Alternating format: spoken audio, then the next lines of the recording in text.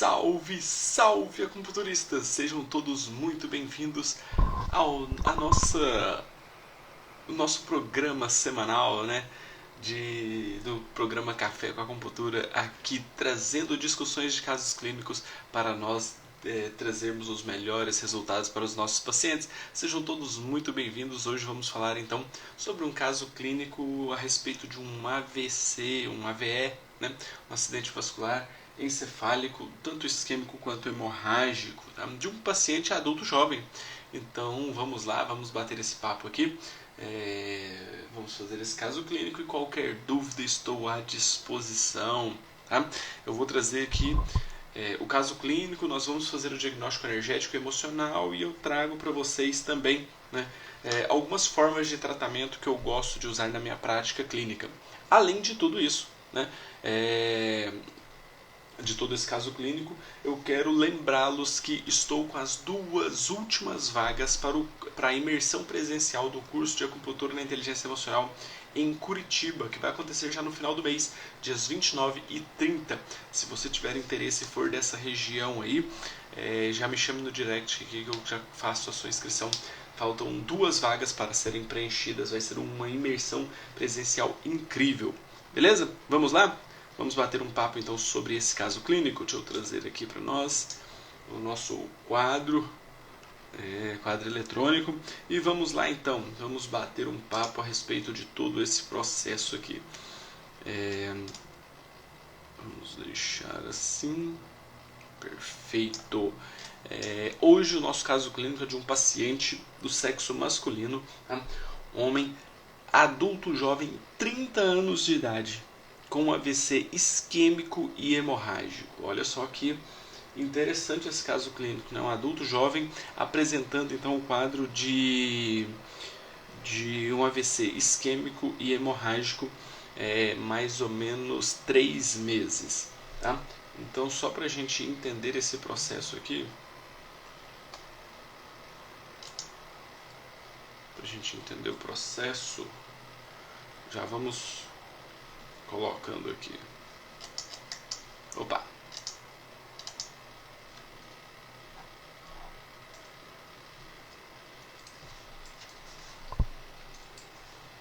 Aí.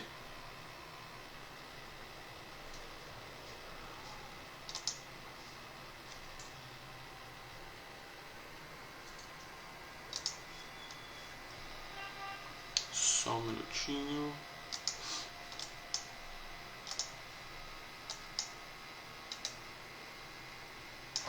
Aí.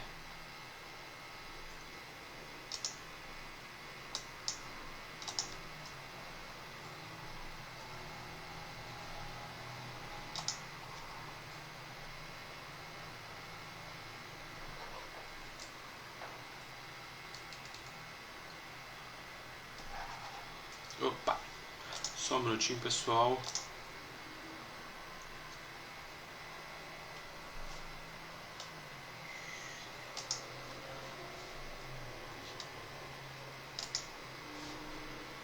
Só reabrir aqui.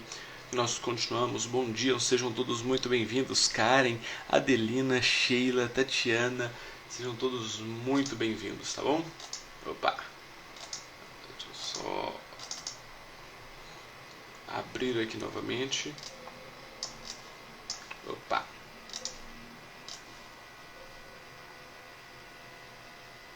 Aí, posicionar aqui melhor pra gente ter uma discussão mais legal. Até eu acostumar com tudo isso aqui. E agora vai. Então vamos lá. É um paciente adulto jovem, tá? Paciente adulto jovem.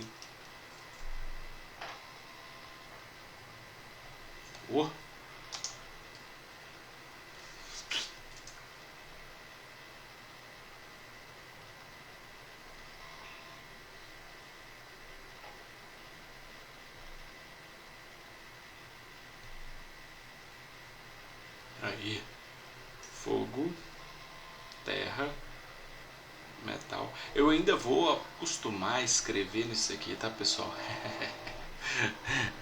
Ainda vou acostumar a escrever nisso aqui, mas vai dar certo. Então, adulto jovem. Pessoal, quando a gente fala então de um paciente do sexo masculino, né, um homem de 30 anos de idade com AVC hemorrágico e isquêmico, o que a gente tem que pensar dentro da fisiologia energética? O que vocês acham que a gente tem que pensar aqui dentro da fisiologia energética?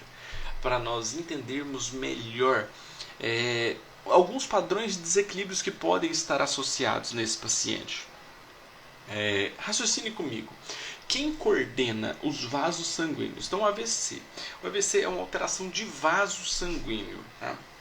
E nesse caso, o paciente teve um AVC tanto isquêmico quanto hemorrágico. Então, vai ficar mais fácil para nós entendermos esse processo. Então, quem coordena vaso sanguíneo é o elemento fogo. Tá? Quem coordena vaso sanguíneo é o elemento fogo. Então, é uma alteração de vaso sanguíneo, certo? De vaso sanguíneo. O AVC isquêmico, ele acontece por uma obstrução do livre fluxo de sangue. Livre fluxo de sangue. Certo? Então, alguma coisa obstrui. Geralmente, né, um êmbolo. Né? Então, esse êmbolo vem por conta de uma agregação plaquetária que gera um processo de trombo. O trombo vem, comprime o vaso sanguíneo, né? Obstrui o vaso sanguíneo, gerando uma baixa de oxigenação, de nutrição em determinada região do sistema nervoso central. Olha só que interessante. Então, nós temos um AVC isquêmico que altera o vaso sanguíneo por conta de uma alteração do livre fluxo de sangue que causa uma baixa nutrição aonde? No sistema nervoso central. Olha só que interessante. Perfeito? Olha só que interessante. Então, show. Já temos essa ideia. Tá? Essa agregação plaquetária, ela pode vir por conta de uma estagnação, uma densidade energética. Estagnação. Olha a quantidade de comprometimento dentro da fisiologia energética para um AVC isquêmico. Show? Perfeito. Então, o AVC isquêmico acontece por conta de uma agregação plaquetária que forma um trombo, né? Ou um fluxo turbulento, né? Então, por exemplo, lá no lúmen do vaso sanguíneo, nós temos ali o lúmen do vaso sanguíneo, às vezes nós temos uma obstrução por um acúmulo ali de gordura e uma calcificação dessa gordura gerando uma placa de ateroma, né? Então, o sangue bate nessa região e gera um fluxo turbulento, tá? Então, só para a gente entender aqui, é mais ou menos isso aqui, ó. Então, ó, nós temos a parede do vaso sanguíneo, o trombo pode vir e gerar um comprometimento e gerar uma isquemia, ou ele pode vir por conta de uma placa de ateroma. Então a placa de ateroma vai grudando gordura aqui, né? Vem a deposição de cálcio, calcifica aqui, e quando o sangue vem passando aqui, ele bate nessa placa de ateroma, gera um fluxo turbulento e gera então a formação de um trombo que quando chegar ali num vaso de menor calibre ele não consegue passar, gera uma obstrução, gera uma isquemia. Show?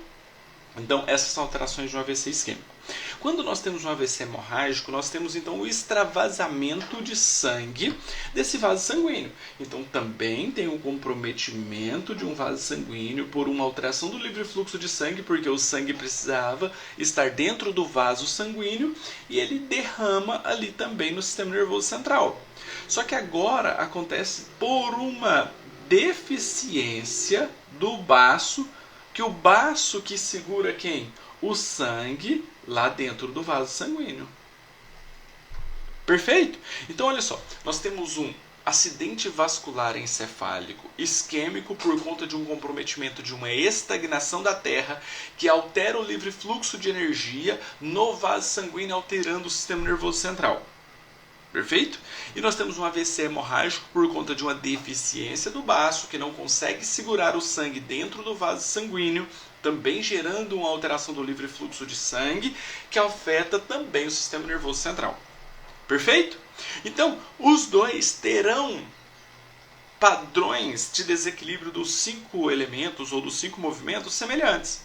O AVC isquêmico por uma estagnação, o AVC hemorrágico por uma deficiência do baço. Pessoal, didaticamente isso aqui é lindo, né? Só que geralmente isso acontece quando nós temos uma estagnação, geralmente a deficiência de baço já está junto, por isso que geralmente acontece de forma crônica. Perfeito? Vocês estão conseguindo compreender isso aqui? Sim ou não? Estão conseguindo? Ótimo. Então, esse paciente, ele teve esse AVC isquêmico e hemorrágico há mais ou menos 3 meses, com um comprometimento de todo o seu lado direito, tá? De todo o seu lado direito, pegando braço, antebraço, punho, né? Dedos da mão, perna e pés. Então ele está com dificuldade de deambulação, na caminhada, tá? Então todo o lado direito foi comprometido. Tá? Ele fala que o principal objetivo dele é conseguir ter pelo menos retorno, né, dos movimentos da mão. Então é um objetivo dele porque gera mais atividades na vida diária dele com o movimento da mão. Tá? É um paciente usuário de maconha e ele relata que se sente mais leve, mais relaxado quando, né, faz uso da maconha. A maconha é um sedativo, né, então tem essas características, mas ele traz que ele até pararia se fosse para o bem do tratamento dele. Não? Então, vamos fazer o diagnóstico da língua, que aí nós vamos entender melhor dos padrões de desequilíbrios energéticos para a gente buscar uma linha terapêutica mais efetiva para esse paciente. Por onde começar, como começar e da forma como nós vamos fazer o tratamento desse paciente. Vamos lá então?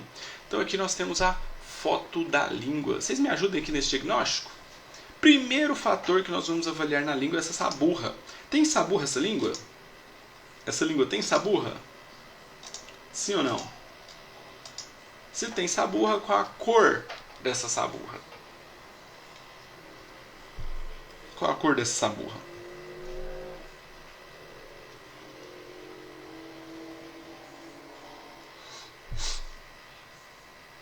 Existe sim uma saburra, né? A saburra está presente. E aí, qual cor vocês colocam nessa saburra? Branca ou amarelada? Ó, a Adelina perguntando se a cocaína também pode provocar esses sintomas. Olha, nós temos que diferenciar a maconha da cocaína, né?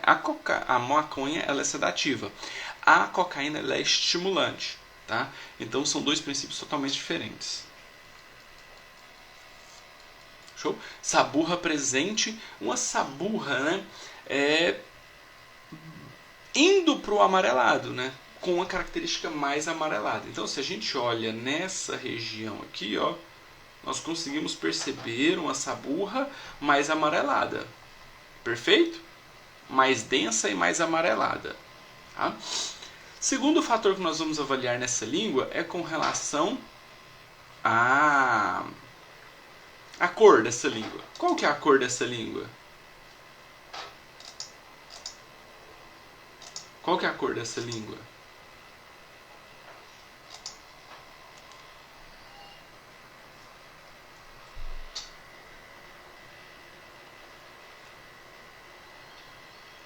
Então aqui ó, nós podemos perceber nessa região, né, uma região mais amarelada e se a gente vir para essa região aqui um pouco mais esbranquiçada, né?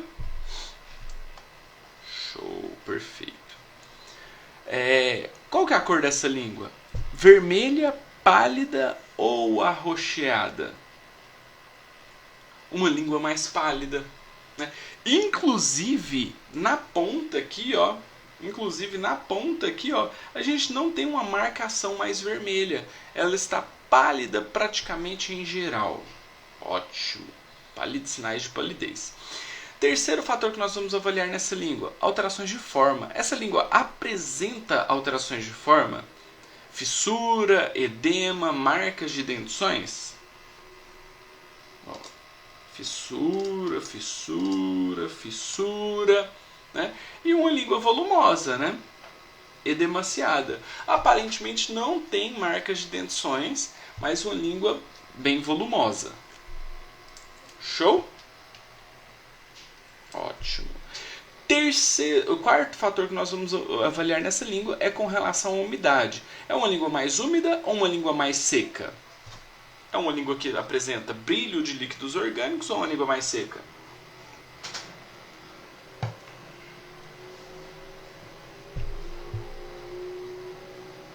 Aparentemente mais seca, né? Aparentemente mais seca. Perfeito. Ótimo. Chegamos nos padrões e desequilíbrios da língua. Vamos trazer isso aqui para o nosso caso clínico? Vamos trazer isso aqui para o nosso caso clínico? Então vamos lá. Vou colocar até de outra cor aqui para ficar bem visível.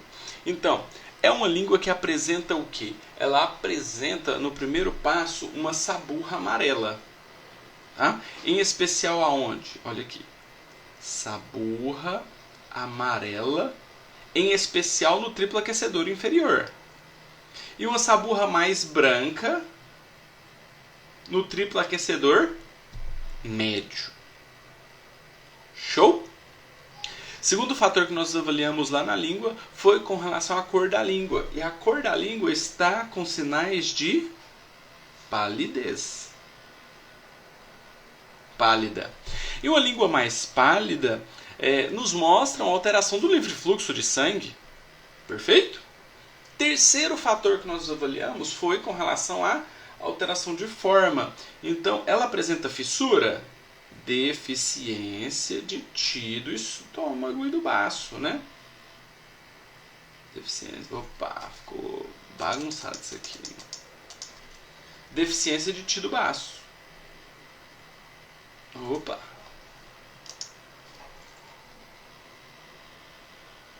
Deficiência do baço. E ela está edemaciada, então também tem estagnação. Show? Olha aqui o que a gente tinha falado sobre estagnação e deficiência do baço no AVC isquêmico e hemorrágico. Certo? Ótimo! E por fim, nós avaliamos que ela é uma língua seca. E a língua seca nos mostra o quê? Uma incidência de calor que resseca quem? Os líquidos orgânicos. Os líquidos orgânicos. Perfeito? Show? Maravilha! Então, temos aqui padrões de desequilíbrios no paciente adulto jovem de 30 anos de idade em praticamente todos os 5 elementos. Todos os 5 elementos. Tá? Então, aqui nós temos uma deficiência do baço com estagnação do baço, mostrando um frio aqui na região do triplo aquecedor médio, que acaba acendendo um calor que acaba consumindo os líquidos orgânicos. Se consome os líquidos orgânicos, não forma matéria-prima pela deficiência de baço, não tem a formação de sangue, por isso ela pode ser mais pálida, e também um calor ali no triplo aquecedor inferior, que nos mostra um consumo da essência por conta de um fator de alteração já lá no sistema nervoso central. Show? Perfeito? Maravilha. Então, pessoal, para a gente traçar uma linha terapêutica agora, eu preciso saber de vocês. Tá fazendo sentido isso aí para vocês? Vocês estão conseguindo compreender o raciocínio clínico? Show. Se tiver, a gente continua aqui para a gente desenvolver essa linha terapêutica. Tá? Porque agora nós vamos precisar entender e como tratar esse paciente. Então lembra que eu já venho falando há muito tempo sobre objetivos. Quais são os objetivos do seu tratamento? Você tem que ter isso com clareza se você quiser ter os melhores resultados. Objetivos de curto, médio e longo prazo. Quais são os seus objetivos? Quais são os seus objetivos? É um AVC recente, 3 meses. Um AVC recente. Se é um AVC recente, né, nós temos mais capacidade de entregar os melhores resultados para esse paciente. Lógico que cada organismo responde de uma forma, cada paciente responde em um tempo. Tá? Mas objetivos de curto prazo. Melhorar então o quê? Melhorar a força muscular e as amplitudes de movimento, tanto de membro superior, tanto de membro superior quanto de membro inferior do lado direito, que é o lado comprometido pelo AVC. Show? No médio prazo, nós vamos fazer o quê? Nós vamos precisar melhorar tanto o desequilíbrio energético da Terra, com o quê? Melhorando essa deficiência de baço e de estômago, nós precisamos melhorar as alterações da madeira, melhorando o livre fluxo de energia. Quando a gente melhora essa estagnação, nós já temos uma melhora do livre fluxo de sangue. Tá? E nós precisamos melhorar esse calor do elemento fogo e também melhorar esse calor lá na água. Por quê? Porque, inclusive, tem um processo inflamatório ali no sistema nervoso central, né? Pelo derramamento de sangue. Show? Esses são os principais desequilíbrios energéticos. Então, da terra é a deficiência do baço, a estagnação. Tá? Da madeira é o livre fluxo de sangue, do fogo é o calor e da água também é o calor, que está gerando um processo inflamatório ali no sistema nervoso central. Show? Maravilha. E no longo prazo? No longo prazo nós precisamos melhorar o quê? As emoções desse paciente. Quais emoções? Quais emoções vocês acham que esse paciente tem? Quais são as principais emoções que vocês acham? Ele não falou nada de emoção pra gente. O que vocês acham de emoções?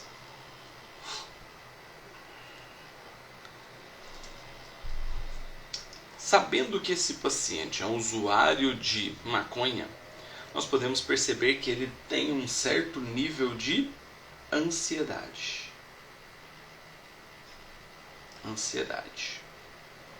Vocês concordam? O AVC, ele atinge em especial quem? O vaso sanguíneo.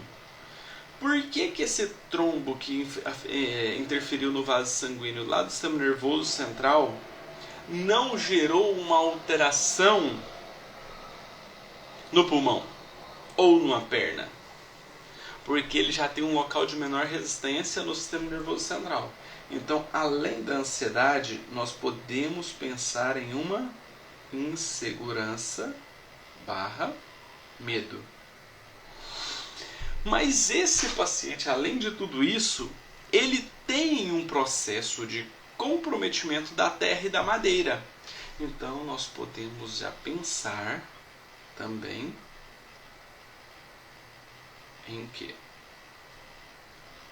Em um excesso de preocupação, gerando o quê? Frustração. Vocês conseguem pegar esse raciocínio aqui? Show?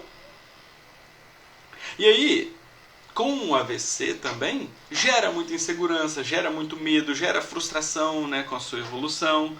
Né? Tinha uma vida totalmente normal e agora tem um comprometimento físico que atrapalha caminhar, que atrapalha nas suas atividades de vida diária, atrapalha no seu movimento de coordenação. Então gera muita dependência. Show? Perfeito. Então, para a gente tratar esse paciente agora, nós vamos ter que entender um pouquinho de alguns padrões de desequilíbrios. Tá? Por quê? Porque aqui no curto prazo, nós precisamos de quê? Melhorar esses padrões de movimento dele. E a melhor forma que eu acho, na minha prática clínica, de melhorar um padrão de movimento, seja de contratura muscular por um espasmo, seja de flacidez com a fraqueza muscular, seja de alteração de movimento, de amplitude de movimento pós algum comprometimento neurológico, é através das duas craniopunturas. Então aqui eu usaria craniopuntura. Qual, professor? De Yamamoto ou a chinesa? Gosto de mesclar as duas. Na craniopuntura de Yamamoto, o que eu vou utilizar? Eu vou utilizar pontos, né, de membros superiores, então ponto B, ponto C, tá? Posso utilizar o ponto D de membros inferiores. Tudo isso aqui é associado com o quê?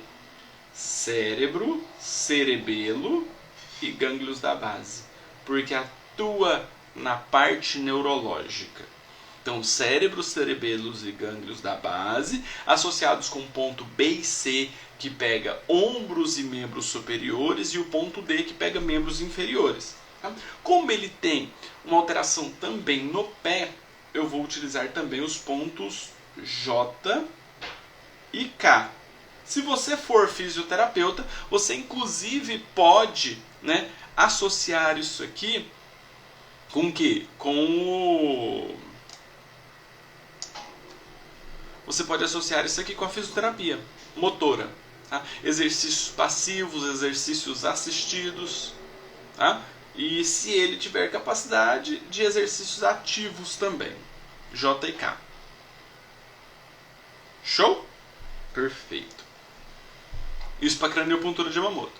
E na craniopuntura chinesa? Na craniopuntura chinesa, nós vamos usar a linha motora. Tá? Então, eu acho que eu tenho até uma imagem aqui. Deixa eu ver se eu consigo colocar ela aqui para vocês.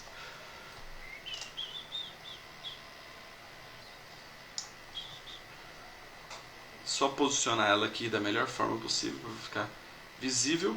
Tá? Então, nós podemos usar a craniopuntura chinesa. Inclusive, para as questões neurológicas, eu gosto ainda mais da craniopuntura chinesa. Tá? Então aqui, ó, aqui nós temos a linha, né, à frente do VG20, né, mas a melhor forma de encontrar as linhas da craniopuntura chinesa é você fazer uma medição do Yin-Tan até a protuberância occipital, fazer o ponto médio, encontrando o ponto médio meio centímetro para trás, nós temos a linha motora. Tá? E a linha motora vem de uma linha que você traça do ponto occipital até a base da sobrancelha, tá? E essa linha vai pegar aqui na região da costeleta. Então aqui você vai dividir essa linha em 5 partes. Tá?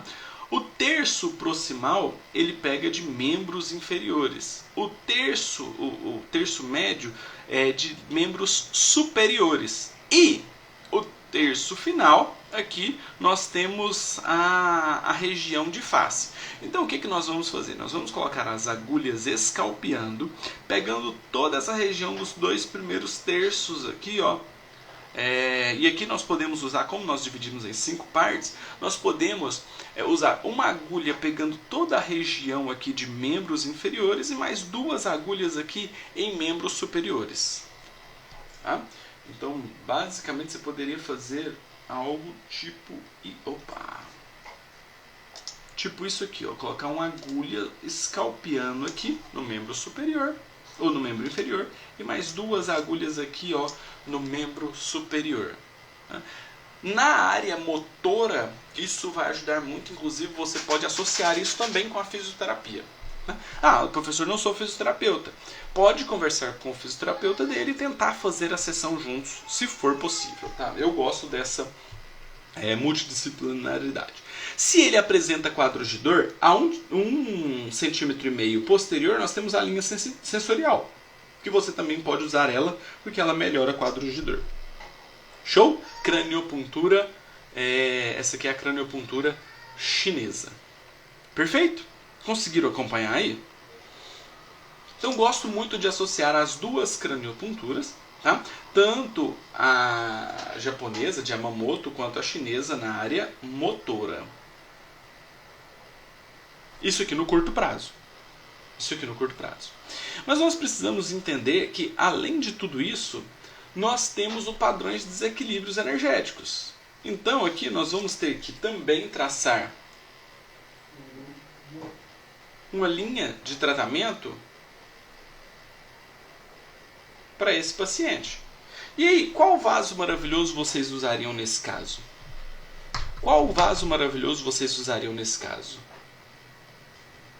Sendo que há um desequilíbrio de deficiência do baço, estagnação do baço, calor e alteração de livre fluxo de energia.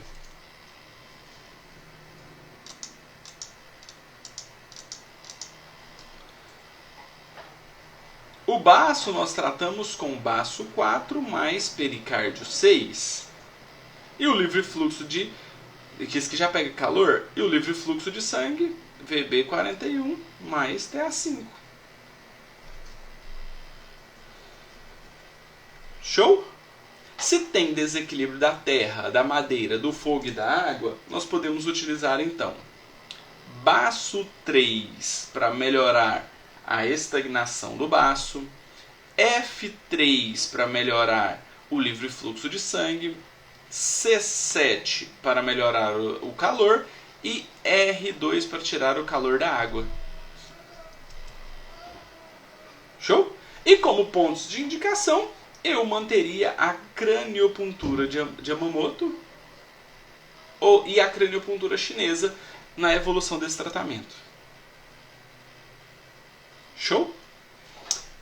Mas a grande virada de chave é entender que por trás de todos esses desequilíbrios que esse paciente apresenta, paciente adulto jovem de 30 anos, nós temos emoções por trás, que inclusive leva ele, à utilização da maconha, que leva ele, a um adulto jovem, ter comprometimentos mais crônicos. Então, quando você trata as emoções desse paciente, por exemplo, com a dessensibilização do fogo para melhorar a ansiedade, a dessensibilização da água para melhorar essa insegurança e medo, a dessensibilização da terra para associar a melhora dessa preocupação e dessa deficiência do baço com estagnação, e até a dessensibilização da madeira para melhorar níveis de frustração e melhorar esse livre fluxo de chi de sangue,